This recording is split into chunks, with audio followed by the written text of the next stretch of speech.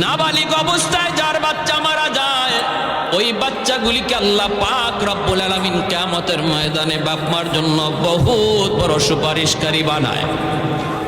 বাচ্চাগুলি আল্লাহর কাছে ডাক দেয়া কয়, মালিক, ও মালিক, তুমি আমারে দুনিয়াতে পাঠাইছো, পাঠানোর সময় আমার মা কত কষ্ট করছেন, জান বের হয়ে যায় অবস্থা।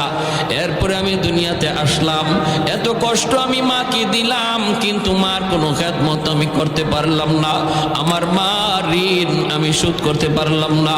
আল্লাহ, আজ যদি তুমি আমাকে জান্নাতে দিতে চাও, আমার মা বাবা সারা জান্নাতে যাইবো না, হয় আমারে বাপ মার সাথে জাহান্নামে দিয়ে দাও, হয় আমাকে আমার বাপ মার সাথে জাহান্নামে দিয়ে দাও।